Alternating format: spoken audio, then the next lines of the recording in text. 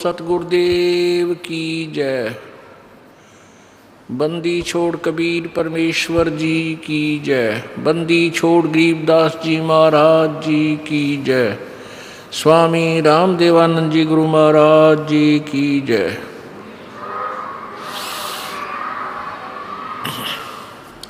सर्व संतों की जय, सर्व भक्तों की जय, धर्मी पुरुषों की जय, श्री काशी धाम की जय, श्री छुडानी धाम की जय, श्री क्रोथा धाम की जय, श्री बरवाला धाम की जय। सत साहिब गरीब नमो नमो सतपुरुष को नमस्कार। गुरु की नहीं सुर नर मुनि जन साधुआ संतों सर्वस्ती नहीं। सतगुरु साहिब संत सब डंडो तुम प्रणाम। आगे पीछे मध्य हुए तिनको जा कुर्बान। नराकार निर्विषम काल जाल भयबंधनम निर्लेपम निज निर्गुणम अकल अनुबेशोन्दनम। सोहम सुरति समाप्तम सकल समाना निर्तलय। उज्ज्वल हिरंबर हरदमम बेपरवा अथाह वार पार निमज्जतम। ग्रीव जो सुमर सिद्ध होई गणनायक गलताना। करो अनुग्रह सोई पारस पद परवाना। आदि गणेश मनाऊं गणनायक देवन देवा। चरण कमल लो लाऊं आदंत करूं सेवा। परम शक्ति संगीतम ऋषि दाता सोई। अवगत गुण अतीतम सत्पुरुष निर्मोही। जगदम्बा जगदीशम मंगल रूप मुरारी। तन मन अर्पों शेषम भक्ति मुक्ति भंडारी। सुर नर मुनि जन ध्यावे ब्रह्मा विष्णु महेशा। शेष सहस मुख गावे पूज्य आदि गणेशा। इंद्र कुबेर सरीखा वरुण धर्म राय ध्यावे। समर्थ जीवन जी का मन इच्छा फल पावे। 33 कोटि आधारा ध्यावे शेष 88। उतरे बहु जल पारा कट है यम की फांसी। 33 कोटि आधारा ध्यान से 88। उतरे भव जल पारा कट है यम की फांसी। सत साही कर जोरूं विनती करूं। धरूं चरण पर शीश। गुरु जी राम देवानंद जी महाराज ने दियो नाम बख्शीश। कोटि कोटि सिजदा करूं कोटि कोटि प्रणाम। चरण कमल में राखियो मैं बांदी जाम गुलाम। कुत्ता तेरे दरबार का मोतिया मेरा नाम। गले प्रेम की जेवड़ी जहाँ खेचो वहाँ जाऊं मैं। तो करो तो बावड़ू दूर दूर करो तो जाऊं। जो राखो तो हीर हूँ जो देव सो खाऊं।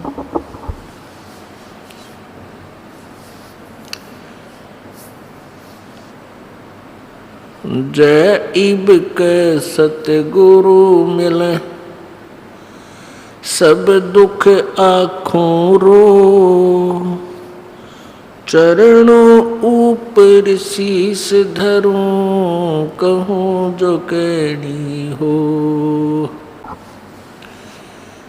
कबीर साईं मिलेंगे पूछेंगे कुशलात। आद अंत की सब कहूँ अपने दिल की बात। गुरु जी तुम ना भूलियो चाहे लाख लोग मिल जाएं। हमसे तुमको बहुत है तुमसे हमको नाही। कबीर तुमरे विसारे क्या बने। मैं किसकी शरण में जाऊं। शिव ब्रंच मुनि नारदा इनके हृदय न समाऊं। अब गुण किए तो बहुत किए करत न मानी हार। बावे बंदा बख्श दियो बावे गर्दन उतारे। अवगुण मेरे बाप जी बख्शो गरीब नवाज। जय मैं पूत कपूत हूँ बोहर पिता को लाज। मैं अपराधी जन्म का नक्सिक बरे विकार। तुम दाता दुख बंदना मेरी करो संभार।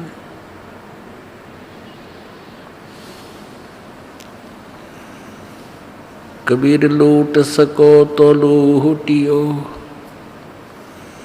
लूट सको तो लूटियो राम नाम की लूट। पीछे फिर पछताओगे प्राण जाएंगे छूट। कबीर नहीं भरोसा देह का विनस जावे छन माही। श्वास उश्वास में नाम जपो और यतन कछु नाही। कबीर श्वास उश्वास में नाम जपो व्यर्था श्वास मत खो। ना जाने इसे श्वास को आवन हो कि न हो। परम पिता परमात्मा सर्व सृष्टि रचनहार कुल मालिक कबीर परमेश्वर कबीर साहब ये वही परमेश्वर है जिसने सर्व ब्रह्मांडों की रचना की है। ये वही परमेश्वर है जो वासुदेव कहलाता है। ये वही परमात्मा है जो इस काल की कारागार से हमें छुड़वाता है बंद से मुक्त करवाता है। इसलिए ये बंदी छोड़ कहलाता है। इस परमेश्वर के साक्षी चारों पवित्र वेद और वो पुण्यात्माएं जिनको परमात्मा का साक्षात्कार हुआ है ये सभी उनके गवाह हैं कि कबीर परमात्मा जो बनारस में धानक रूप में एक जुलाहे की भूमिका करने के लिए प्रकट हुए थे ये पूर्ण परमात्मा है सर्व ब्रह्मांडों के रचनहार है। अनंत कोटि ब्रह्मांड का एक रति नहीं भारे। सतगुरु पुरुष कबीर हैं ये कुल के सिरजनहार।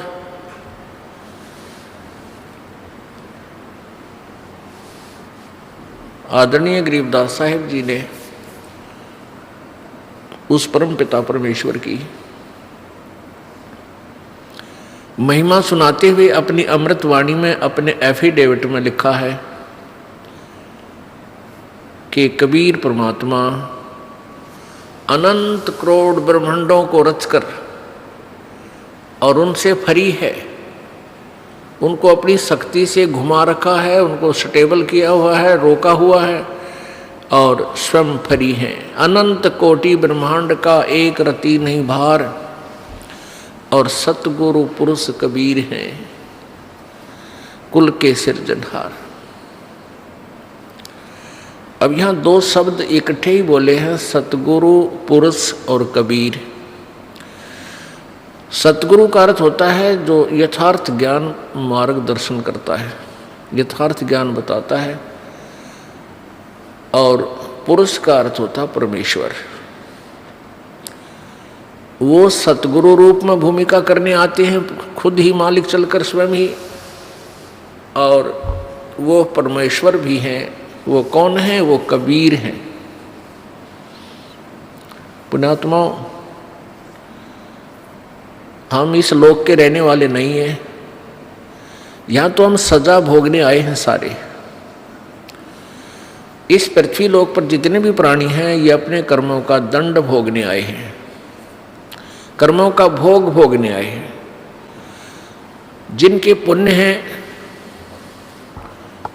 अधिक पुण्य हैं जिन व्यक्तियों के, उनको यहाँ का झूठा सुख प्राप्त है, और जिनके पुण्य ज़्यादा है, पुण्य नहीं है, पाप ज़्यादा है, उनको यहाँ का ये कष्ट प्राप्त है। किसी को कोई बीमारी है, किसी को कोई रोग है, किसी को कोई टेंशन है, किसी का बेटा मर गया, किसी की बेटी मर गई, किसी के व्यवसाय में घाटा। तो इस तरह के जो दुख हैं ये पाप से हैं। और जो यहाँ हम इस झूठे सुख को सुख मानते हैं, किसी के संतान है, अच्छी संतान होगी, बेटा बेटी होगी, अच्छी शिक्षा ग्रहण कर ली, उनका अच्छी जगह रिश्ता भी हो गया, उनके अपने रोजगार भी अच्छे हो गए, ये उनके पिछले पुण्य हैं। लेकिन ये सुख झूठा सुख है। कबीर परमात्मा कहते हैं झूठे सुख को सुख कहे, ये मान रहा मनमोद, ये सकल चबीना काल का, कुछ मुख में कुछ गोद। परमेश्वर कबीर जी हमें याद दिलाना चाहते हैं कि जिन सुखों को तुम पाकर यहाँ काल की जेल में अपने आप को व्यवस्थित समझते हो और यहाँ अपने आप को सुखी समझते हो, ये आपकी भारी भूल है। यहाँ कोई सुखी नहीं है, सुख नाम की वस्तु नहीं है इस लोक में।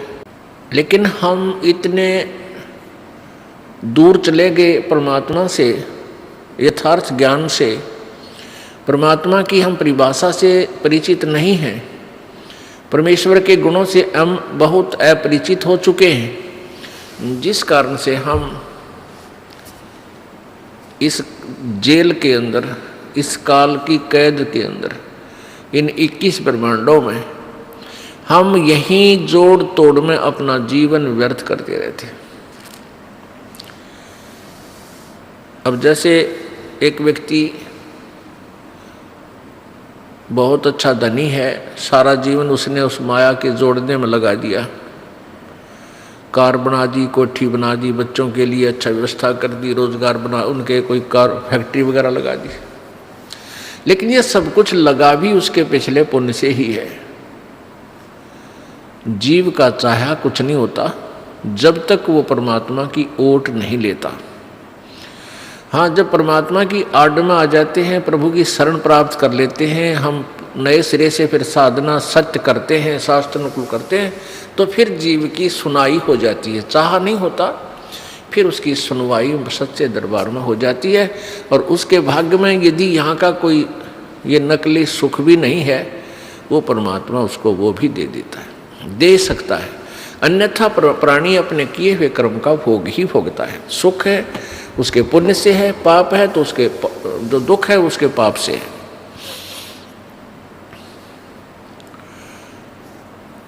अब परमात्मा हमें आकर यही याद दिलाते हैं कि अब वो व्यक्ति जिसके पास ये नकली सुख है, डुप्लीकेट, क्योंकि परमात्मा कहते हैं इस झूठे सुख को सुख है, ये मान रहा मनमोद।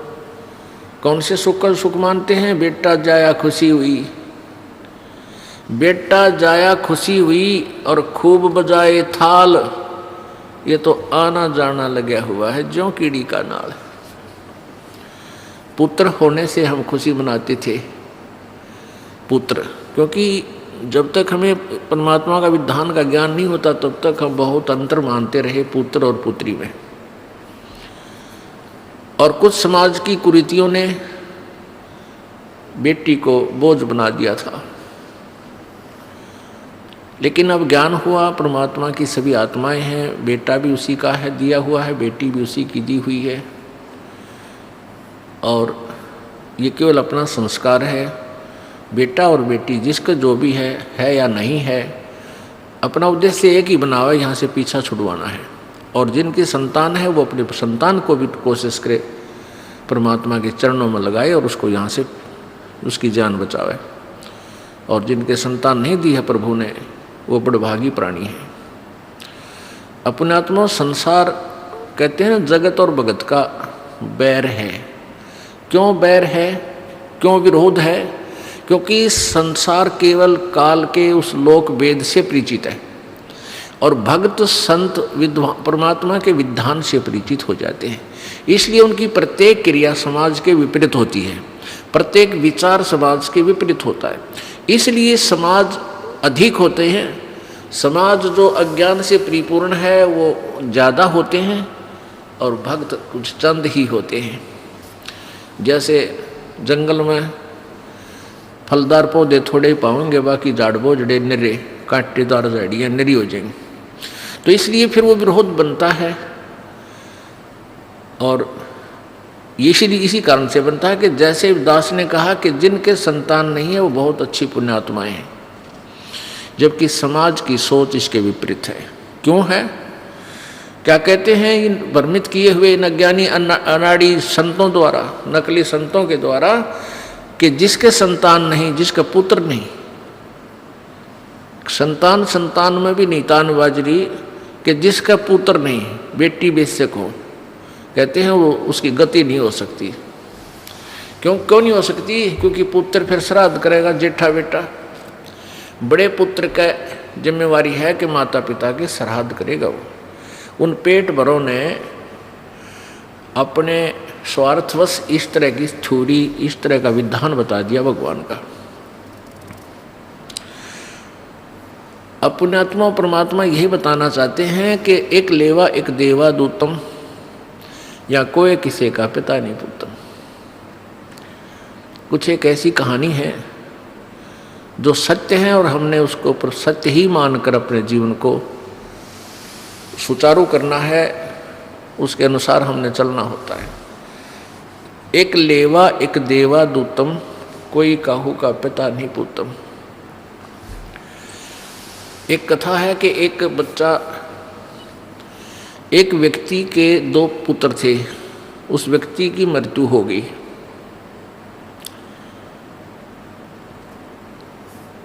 और वो आपस में क्या थे कि बड़ा लड़का जो था वो दूसरी पत्नी से था, उसकी मृत्यु होने के बाद दूसरी शादी कराई तो दूसरा लड़का उसके दूसरी पत्नी से प्राप्त हुआ था। तो दोनों ही पत्नियां उसकी मृत्यु को प्राप्त हो चुकी थी और बड़े लड़के की शादी कर दी थी, छोटा भी अनमैरिड था और खुद उस व्यक्ति की भी मृत्यु हो गई। अब वो छोटा लड़का बड़े लड़के का विवाह हो चुका था। अब छोटा जो उसकी मौसी का लड़का था वो कुछ दिनों के बाद बीमार हो गया, रोगी हो गया। और रोगी इतना हो गया कि 2-4 जगह दिखाया, उसे कोई आराम नहीं हुआ।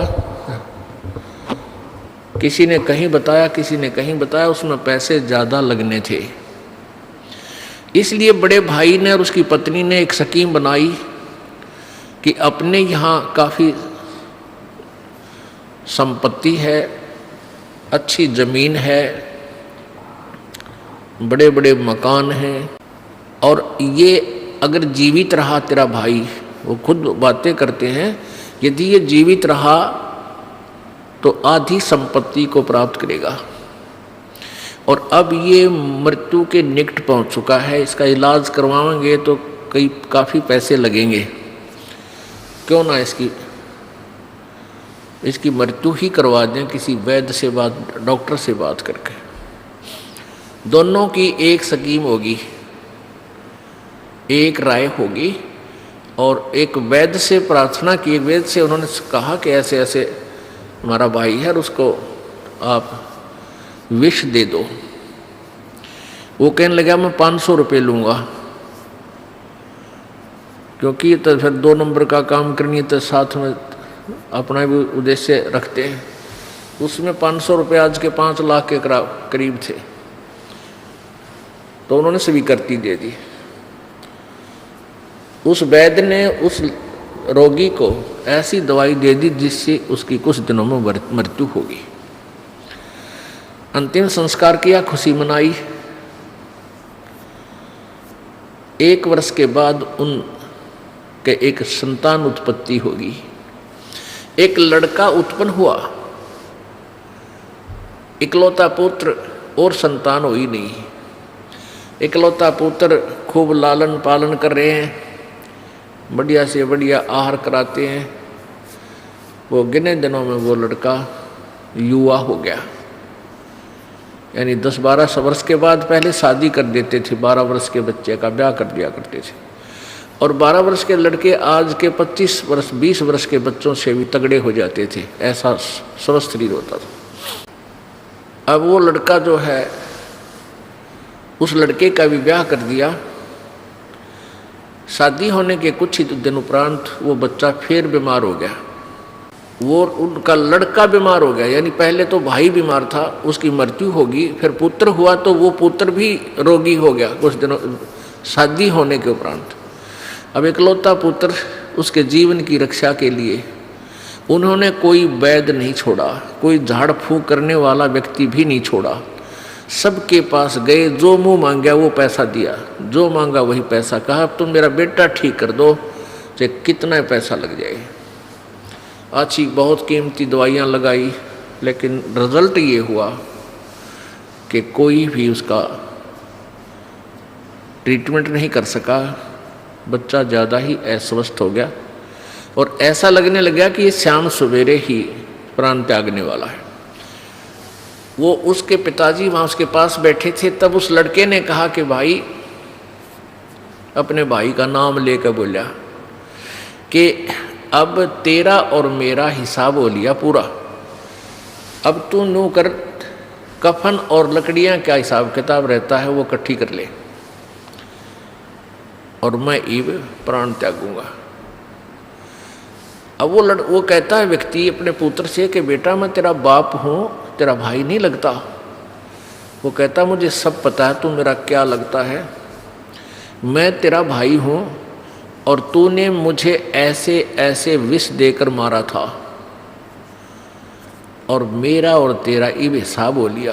क्योंकि आधी संपत्ति लगभग जमीन भी गिरवा रख दी थी बच्चे के इलाज के लिए, यानी बेच डाली थी, आधी जमीन भी बेच डाली थी। तब उसने कहा कि मैं तेरा वो भाई हूँ जिसको तुमने जहर देकर विष देकर मरवाया था और मैंने अपना हिसाब पूरा कर लिया। अब पुण्यात्मा विचार करना चाहिए, कथा हो पर 100% सत्य है ये। अब उसके जो भाई कहें या उसका बाप कहें, उसको यह बात पक्की जचगी, भाई बिल्कुल आधी संपत्ति बिकेगी, सारा पैसा खर्च हो गया। तब उसने कहा भाई ठीक है, एक बात और बता दे भाई, हमने तो पाप करा में फल मिल गया कि इकलौता पुत्र हमारा मृत्यु को प्राप्त हो रहा है, हमें तो दंड मिल गया क्योंकि हमने आपके साथ धोखा किया। लेकिन इस लड़की का क्या दोष है जो तेरे ब्याही आई है, तेरी पत्नी है, और अब इसको जिंदा जलाया जाएगा सती प्रथा के तहत। उसमें सती प्रथा थी कि पहले पति मर जावे तो लड़की पत्नी साथ मरे, जल के उसी चिता में जलाना होता था, उसको जलना होता था। ऐसी कुरीति थी भयंकरिया। तो अब इसका क्या दोष है इस बेचारी का, भी ये तेरे साथ जलाई जाएगी जिंदा। तब उसने कहा कि वो वैद्य कहाँ है जिसने मुझे विष दिया था।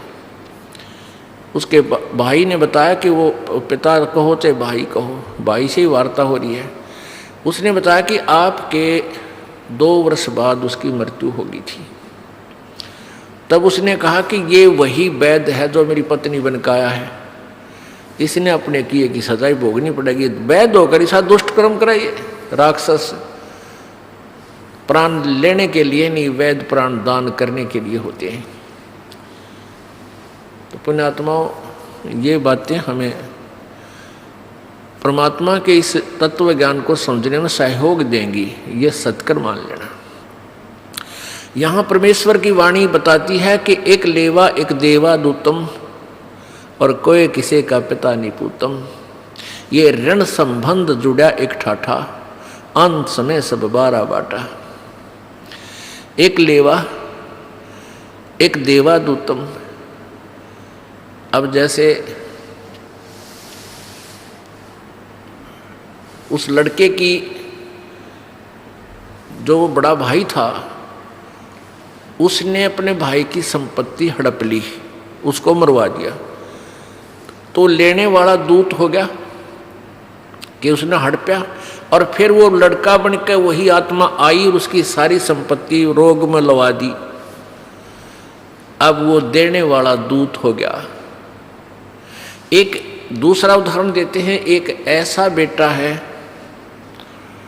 अपने माता पिता की सेवा करता है और पिताजी घुट्टी लावे और धमकावे और बेटा कुमा कुमा के लिया और बाप की सेवा कर रहा है। तो उस बेटे ने किसी जन्म में उस बाप के साथ उस पिता वाली आत्मा से ऐसे ही लूट रखा था किसी भी तरीके से। और एक ऐसा बेटा है पिता कुमा कुमा का मरले है और बेटा छाती फूक फूक का दारू पीवे है, किधर कार कढ़वा ले, किधर मोटरसाइकिल लावे और उसको बर्बाद कर रहा है और वो रो रहा है और दे रहा है। तो यहाँ बताते हैं एक लेवा एक देवा दूतम। तो उस पिता ने उस बेटे वाली आत्मा से कभी किसी जन्म में धोखा किया है। अब तो ये लोग क्या करते हैं, ला तेरे छोरे लुआ दूंगा 5 लाख रुपये लगेंगे और 1 साल घुमा के कह दे भाई मन के विराग लेता ही दे दिए थे। वो 5 लाख रुपये ईब तक ले लिए और रोने वाला रो रहा है बेचारा।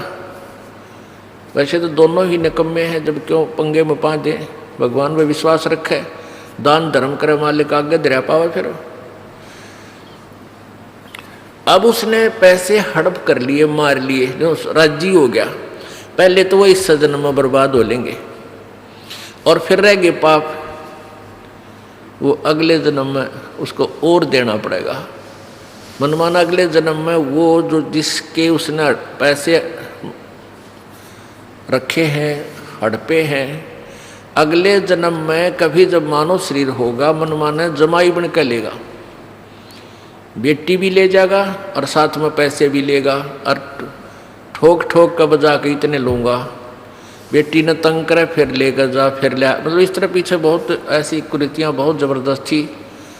दारू पीता, लड़की अपनी पत्नी को तंग करता, माता पिता ने सोचे भाई इसका घर बस जाए, फिर और पैसे देते, बेटा तेरा रोजगार हो जाएगा, गुजारा चल जाएगा। लेकिन ये है सब लेन और देन ही, ये फाइनल समझ लेना। तो यहाँ उद्देश्य ये हमारा समझाने का सारी कहानी कि आप यहाँ के रहने वाले नहीं हो, यहाँ से आप पीछा छुड़वाओ और उस लोक में चलो जहाँ कोई ऐसा कुछ भी नहीं है, उस सतलोक में चलो। उसके लिए परमात्मा बताते हैं, कबीर जी स्वयं आकर बताते हैं कि तुम हमारी शरण में आओ। हमारी शरण में आने के बाद तुम्हें यहाँ के जो नकली सुख हैं वो भी देवांगे अगर आवश्यक हुए तो यहाँ प्रसंग चल रहा था कि भाई जिनके संतान नहीं है, संत भाषा में उनको कहते हैं कि ये घनी पुण्यात्मा है, और समाज कहता है कि जिसका संतान नहीं है उसके तो सुबह दर्शन भी ना होने चाहिए, वो तो नपुता है। अब देखो कितना अंतर हो गया। और संत परमात्मा के विधान अनुसार के उन पुण्यात्माओं का कोई लेन देन नहीं रह, केवल यार को ना उनका ही। और यदि उनको ये मार्ग भक्ति का मिल जाए वो पीछा छुड़वा सकते हैं यहाँ से, उनको सबसे बड़ा बेनिफिट ये मिलेगा। और जिसका संतान है ये पिछला लेन देन उलझ भी रहा है, लेवा देवा दूतम आ भी गए हैं, तो भगवान के चरणों माने से फिर कबीर परमात्मा के दरबार में उनका वो लेन देन सहज में सुलझ जाएगा। बहुत अच्छे तरीके से अपनी विटो पावर से मालिक उनको लेन देन उनका बराबर करवा देगा और दोनों को फिर पार कर ले जाएगा। हमने इस मालिक के विधान को गहनता से समझना पड़ेगा और तभी हम भक्ति कर सकते हैं, अन्यथा भक्ति हो नहीं सकती। ठीक है, जैसा आप करोगे, पुण्य करोगे तो पुण्य मिल जाएगा। परमात्मा नहीं रखता, परमात्मा कहते हैं कुछ कर सका ना कर सकूं, और भाई ना मेरा इख्तियार पर चारों युगों में देख लो हमने किसका रक्षा मारे। अब जैसे परमात्मा जब आए हुए थे कबीर जी, ये अनाड़ी लोग कहा करते थे तू क्या करेगा जुलाए, तू क्या कर सकता है, तेरा क्यों दुनिया नो बेकार्या है, क्यों मूर्ख बनाता है, तू क्या कर सकता है, तेरे पास क्या पावर है। तो परमात्मा अपने भक्तों को समझाते हुए उनके सामने कहते थे कि भाई कर सका ना कर सकूँ ना मेरा इख्तियार, पर चारों युगों में देख ले हमने किसका रक्षा मारे। जो दान धर्म कर रहे हैं उनको संकेत भी कर रहे थे और उन अनाड़ियों को उत्तर भी दे रहे थे। जैसे सुदामा ने 2 मुट्ठी चावल दिए थे, उसका महल बना दिया और धन दे दिया। तैमूर लंग ने 1 रोटी खवाई थी परमात्मा तो 7 पेटी का राज दे दिया, ठाठम ठाठ कर दिए। तो कहते हैं चारों युगों में देख लिया हमने किसका रक्षा मार, यानी किसका हमने, जिसने हमारे निमित्त कोई दान किया उसका कई गुना करके हमने लौटाया है। अब परमात्मा बताना चाहते हैं कि ये लोग तुम्हारा नहीं है, तुम गलत जगह आगे हो, यहाँ से पीछा छुड़वाओ बच्चों।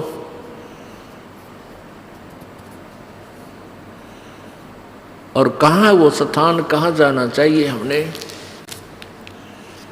उसके लिए बताते हैं। क्या बताते हैं, परमेश्वर और परमेश्वर से परिचित सभी संतों ने जितना जिसको ज्ञान है उनको अपने सत्तर के ज्ञान के आधार से भी परमात्मा के विधान को बताने की चेष्टा की है। क्यों भूली घरे अपना, ये ना देश तुम्हारे, फिर पीछे पछतावेगी, कर ले सोच विचार। क्यों भूली घरे अपना, इस आत्मा को परमात्मा कबीर जी आकर के इसको सतर्क करते हैं और परमात्मा से प्राप्त ज्ञान के आधार से अन्य संत भी इस आत्मा को यही संदेश देते हैं। क्या कहते हैं, क्यों भूली घरे अपना, ये ना देश तुम्हारे, फिर पीछे पछतावेगी, कर ले सोच विचार। बिन सतगुरु ना पाइए, घर अपने की राह, संतों शरण लाग कर, सुरत शब्द समा। शंख असंख्यों कोश है, तेरे पिया का देश, एक पलक में पाइए, ले सतगुरु उपदेश। सोन सलैली गैल है, गगन मंडल के माही, प्रेम बिना पावे नहीं, चाहे करोड़ समाधि लाए।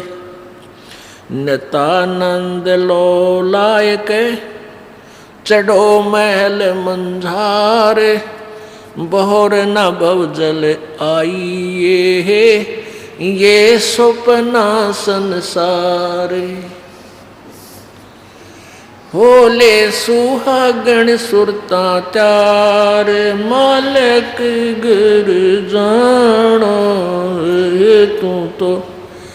होले सुहागण सुरता त्यार, मालक गुर जाना, तेरा सोन सखर बरतार, मालिक गुर जाना है, तेरा सोन सखर बरतार, मालिक गुर जाना है।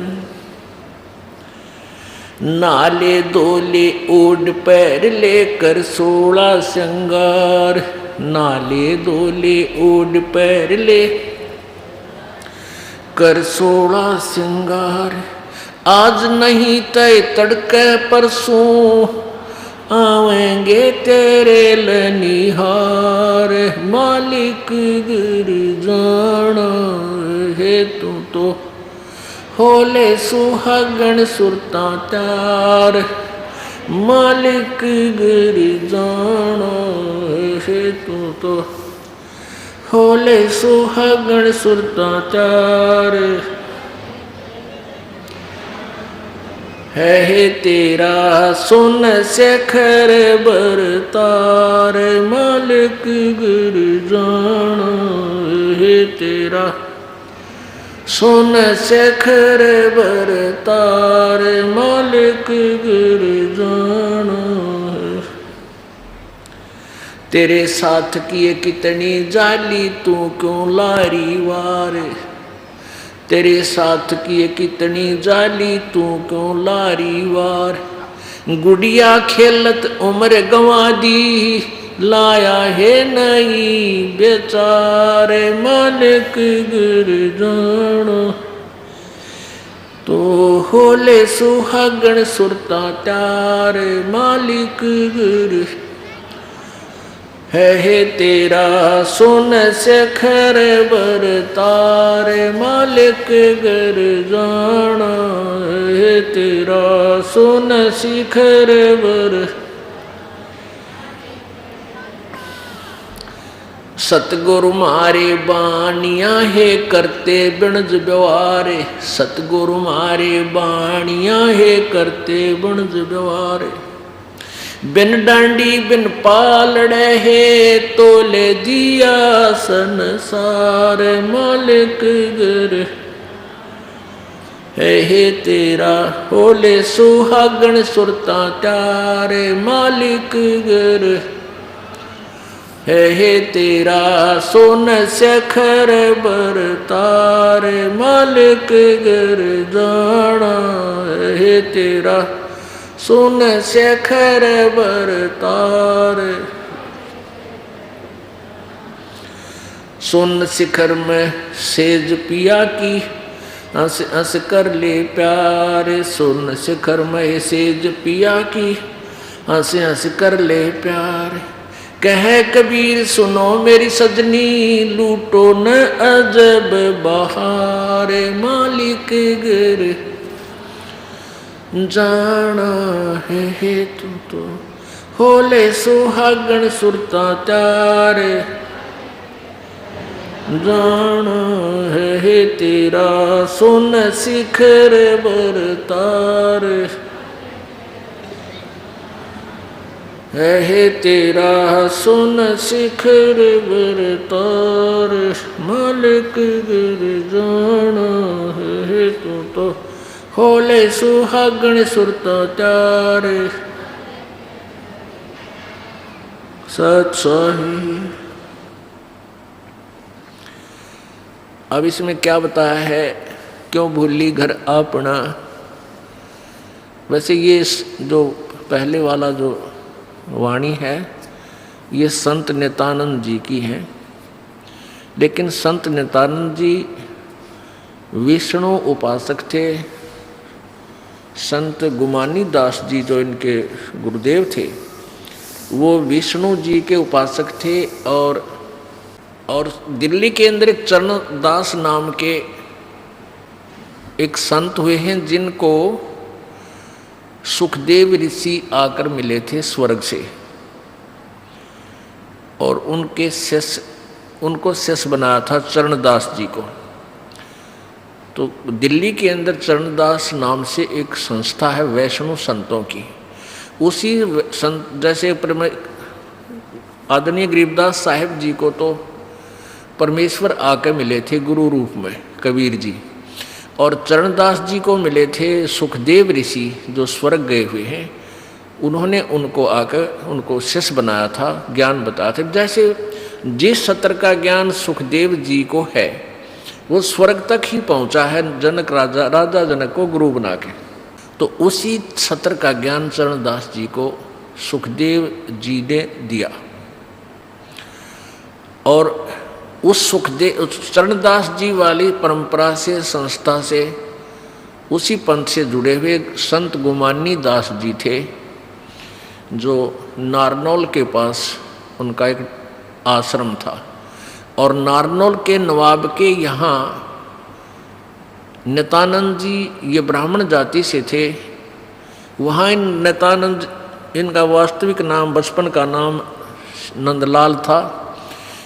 और नित्यानंद जी उर्फ नंदलाल जी के नाना जी उस नवाब के यहाँ नौकरी करते थे, उच्च पोस्ट पर थे। इस नंदलाल यानी नित्यानंद जी के माता पिता की मृत्यु हो गई थी, नाना नानी ने इनको पाला था। फिर वहीं नवाब के यहाँ उसको तहसीलदार की नौकरी पर लगवा दिया था। फिर इनको वहाँ ये गुमानी दास जी संत का संग हुआ, ज्ञान सुना, इन्होंने उनकी शरण ग्रहण की और नौकरी भी त्याग दी।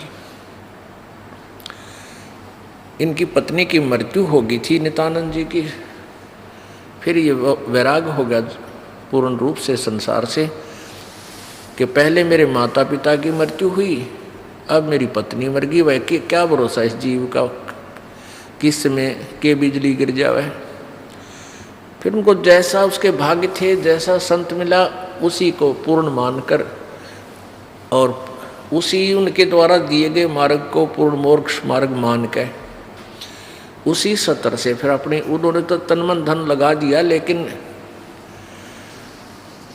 पूर्ण गुरु ना मिलने से फिर भी काम अधूरा ही रह गया। तो यहाँ वो नित्यानंद जी अपने वो संकेत तो वही कर रहे हैं, ज्ञान वही बता रहे हैं, लेकिन वो ज्ञान टारगेट इनका स्वर्ग है। फिर भी हमने अपने मतलब का ज्ञान इससे निकालना है कि क्या क्या बातें बताई हैं और कैसा हमारी रहनी करनी, हमारा कैसा व्यवहार, किस प्रकार की श्रद्धा अपनी मालिक में होनी चाहिए। तो उससे हमने शिक्षा लेनी है। तो नित्यानंद जी अपने संकेत उसी तरह कर रहे हैं, ज्ञान वही दे रहे हैं। जैसे दूसरे शब्दों में बच्चे गेम खेलते हैं, एक तो जिला स्तर पर गेम खेला जाता है तो उसके भी नियम वैसे ही होते हैं, और फिर वो स्टेट स्तर पर यानी राज्य स्तर पर तो भी सेम उनके नियम होते हैं, टर्म एंड कंडीशंस, एक रूल एंड रेगुलेशन एक जैसे होता है। और फिर चाहे राष्ट्रीय स्तर पर खेलना चाहे अंतर्राष्ट्रीय स्तर पर खेलना, उनके नियम एक जैसे ही होते हैं, उनकी शिक्षा एक जैसी ही होती है, उनको जो कोचिंग दी जाती है एक जैसी ही होती है। तो यहाँ इसी प्रकार समझ लीजिए, नित्यानंद जी को कोचिंग मिली थी वो स्वर्ग तक की ही थी, वो स्वर्ग सत्र के प्लेयर थे। और कबीर परमेश्वर ने जो ज्ञान दिया, फिर हमें इस बात का पता चला। तो हमारे जो संत जिनको परमात्मा आकर मिले, जैसे आदरणीय गरीबदास साहिब जी, आदरणीय नानक साहिब जी, आदरणीय दादू साहिब जी, आदरणीय मुलुकदास साहिब जी, आदरणीय घीसा दास साहिब जी, आदरणीय धर्मदास साहिब जी, आदि आदि महापुरुष, ये इंटरनेशनल सत्र के यानी वो सुप्रीम पावर तक के उपासक थे। तो हमने इन सभी ट्रेनिंग से, सभी कोचिंग से अपना, हम जिस सत्र का भी गेम खेलना चाहते हैं उसी सत्र पर, उसी सत्र से, उसी दृष्टिकोण से हम खेलें और सोचेंगे। क्यों भूली घर अपना, यह ना देश तुम्हार, फिर प्याछे पछतावगी, कर ले सोच विचार।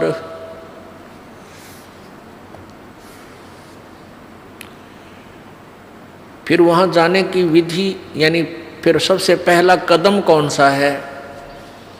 बिन सतगुरु ना पाइए घर अपने की राह, संतों शरण लाग कर सुरत शब्द समा। अब क्या बताना चाह रहे हैं महात्मा जी? बिन सतगुर ना पाइए घर अपने की राह। जिस भी घर में जिसने जाना है उस सत्र का, वहाँ का गाइड आपके पास हो तो आपको ले जा सकता है, नहीं तो इतना उलझेड़ा इस ब्रह्मांड में आप 100 जन्म, लाख जन्म, करोड़ जन्म भी नहीं जा सकते। भक्ति जैसी करोगे वो सब पुण्य यहीं आप खा खर्चते रहोगे।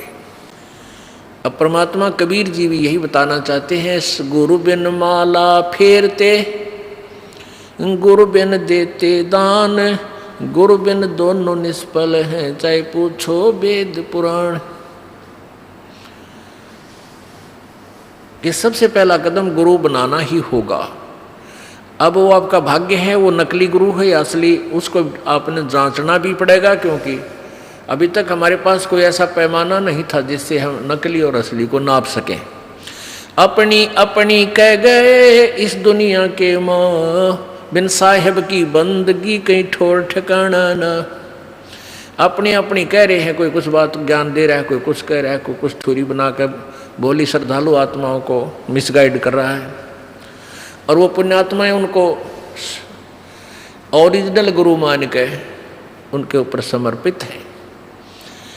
अब डुप्लीकेट नोट 1000 का है चाहे 500 का, और अच्छा थैला ठोक रखा है, और गए आप बैंक में देने के लिए, वह सारे रिजेक्ट। फिर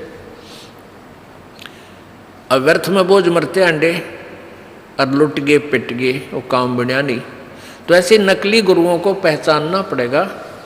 उसकी पहचान अब कराई जा रही है पवित्र वेदों, पवित्र गीता जी, पवित्र पुराणों और पवित्र सच्चिदानंद घन की अमर वाणी यानी कबीर वाणी। ये तो ओरिजिनल नोट समझ लो। अगर इनके अनुसार जो ज्ञान देता है वो ओरिजिनल गुरु है, इनसे विपरीत जो भक्ति विधि और ज्ञान दे रहा है वो डुप्लीकेट है। बहुत आसानी से समझ जाएंगे, क्योंकि आप भी शिक्षित हो गए हो। पहले तो हमारे पूर्वज शिक्षित नहीं थे, और जैसा भी जिसने कोई दंत कथा सुनाई, हमने यही सुन जान कर ग्रहण कर लिया कि ये जो गुरु जी है संस्कृत भाषा बोलता है, इसने वेदों को, गीता जी को, पुराणों को पढ़ा है और ये सही बता रहा है, लेकिन वो बिल्कुल गलत बता रहा था। तो यहाँ जो नित्यानंद जी थे, ये एक स्वर्ग तक के साधक थे, लेकिन इन्होंने भी तन मन धन लाकर वही प्रोसीजर है, एक जैसी ही विधि है। चाहे आप स्वर्ग की साधना कीजिए, चाहे ब्रह्म की कीजिए, चाहे ब्रह्मा विष्णु महेश की कीजिए, चाहे पूर्ण ब्रह्म की कीजिए, श्रद्धा और साधना वो वेदों और गीता अनुसार ही करनी होगी। बिन सतगुरु ना पाइए घर अपने की राह, संतों शरण लाग कर सुरत शब्द समा। बिना सतगुरु के अपने जहाँ तूने जाना है, जहाँ तेरा लोक है ठिकाना, वहाँ आप नहीं जा सकते, कभी भी नहीं जा सकते। जैसे ये सुखदेव ऋषि थे, इनका व्यास जी इनके पिताजी थे, और ये अपनी माँ के गर्भ में 12 वर्ष तक रहे थे, क्योंकि पिछले संस्कारों से, पिछले पुण्य से इसकी बैटरी, इसका सूक्ष्म शरीर सिद्धि से चार्जड था, और इसको ये ज्ञान, इस जीव को गर्भ में ये ज्ञान होता है कि बाहर जाते ही तेरी बुद्धि पर पत्थर पड़ जाते हैं, उसके बाद कुछ भी याद नहीं रहता। ये तीनों गुण, रजगुण ब्रह्मा, सतगुण विष्णु, तमगुण शिव जी, इनसे निकल रहा एक एक गुण का प्रभाव ये प्रत्येक प्राणी को यहाँ अचेत कर देता है। फिर इसको नए सिरे से सिखाया जाता है, ये तेरा बेटा है, या ये तेरी माँ है, ये तेरे पिता है, ये तेरी बुआ या चाची या ताई। वो नाते रिश्ते, वहाँ का व्यवहार, उसको नए सिरे से फीड किया जाता है। ये जीवात्मा अचेत हो जाती है। तो फिर इसके बाद ये जीव गलतियों पर गलती करता है। फिर इसलिए परमात्मा आते हैं, संत रूप में आते हैं, हमें फिर दोबारा जागृत करते हैं कि तुम परमात्मा भजने के लिए मनुष्य शरीर प्राप्त कर कर आए हो, अब भूल गए बच्चों, तुम याद करो उस गर्भ में किए हुए वचन को। तो जब इसको पता चला कि भाई बाहर जाते ही बात बिगड़ेगी, और ये तीनों गुण हमें फिर प्रभावित करेंगे। ये तीनों देवता एक एक इंजेक्शन ला देते हैं बाहर आते ही, अपने अपने गुण का ऑटोमेटिक्स। ये ना ब्रह्मा का बस की, ना विष्णु का, ना शिव की। इनके अंदर से निकल रहा गुण ये प्रभावित करता ही करता है। तो 12 वर्ष तक ये माँ के गर्भ से बाहर नहीं आया। कौन? सुखदेव ऋषि। अब 12 वर्ष जब माँ के गर्भ में रहते हो गए, तब ब्रह्मा, विष्णु और शिव ये तीनों आए। व्यास जी की पत्नी से कहा कि तेरे गर्भ में एक बालक है, हम उससे कुछ बातें करना चाहते हैं। व्यास की पत्नी ने कहा कि मुझे तो ये भी नहीं मालूम कि मेरे पेट में बच्चा है या नहीं, क्योंकि जितनी भक्ति चार्ज होती है, सिद्धि होती है, उससे अनहोनी होने लग जाती है।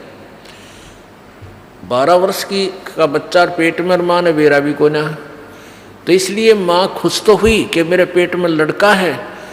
तो उसने कहा ये बच्चा तो सुखदेव है, सुख दिया इसने मुझे, यानी दुख नहीं दिया। माँ जब बच्चा पेट में होता, माँ की स्थिति कुछ ज़्यादा ही बिगड़ी हुई रहती है। कदे उल्टी पड़े, कदे खट्टे मीठे नजीक रहे, कदे गोटे टूटे रहे, को बीपी आई, कदे लो हो जा, परेशान रहती है। लेकिन कहते हैं उसके कारण नहीं हुआ। तो सुखदेव, इसलिए माँ ने उसको पेट में ही सुखदेव नाम रख लिया। और दूसरा कारण ये बताते हैं कि वो श्री भगवान शिव जी ने पार्वती को ज्ञान दिया था, जहाँ पर वो अमरनाथ बताते हैं, उस एक सूखे पेड़ के नीचे बैठ के, उस सूखे पेड़ की खोगर में एक तोते ने, मादा तोते ने अंडे दे रखे थे। तोती ने जो स्वस्थ अंडे थे वो तो बच्चे बन के उड़ गए थे भगवान शंकर की आदेश देते, और अपन उनकी सिद्धि थे। लेकिन वो गंदा अंडा था, वो उड़ा नहीं, स्वस्थ नहीं हुआ। फिर वो जब ज्ञान देने लगी पार्वती जी को भगवान शंकर जी, तो उन शंकर जी के वचनों से, उनके वचनों से वो अंडा स्वस्थ हो गया, यानी सत्संग से अंडा स्वस्थ हो गया। स्वस्थ होकर फिर तो वो सुख यानी तोते का बच्चा रूप में निकल गए और हुंकारे वर्ण लग गया। जो ज्ञान दिया जा रहा था पार्वती को, वो भी उसमें हाँ हूँ, हाँ ठीक है, ऐसे बोलने लगा। तो पार्वती तो समाधिस्थ होगी, वो तो सचेत थी नहीं, बोल नहीं रही थी। तो शिव जी ने देखा भाई ये कौन बोल रहा है, किसने सुन लिया तेरा यू ज्ञान। तो उसने देखा उधर, तो तोता उड़ के भाग लिया। भगवान शिव ने सोचा ये मेरे ज्ञान को चुरा ले गया, यू किसी नकमी आत्मा ने बताओगा। ये कुपात्र को दिया गया ज्ञान हानिकारक हो जाता है, इसमें सिद्धियां आ जाती हैं और वो फिर दुश्मन बन जाता है, राक्षस टाइप हो जाता है। इसलिए ये ज्ञान और नाम गुप्त रखा जाता है। तो शंकर भगवान पीछे पीछे उड़ चल पड़े। अब वहाँ उस तोते वाले जीव ने प्राण त्याग दिए और उसमें से निकलकर वो उसी समय संयोग हुआ तो उस व्यास की पत्नी के गर्भ में पहुंच गया।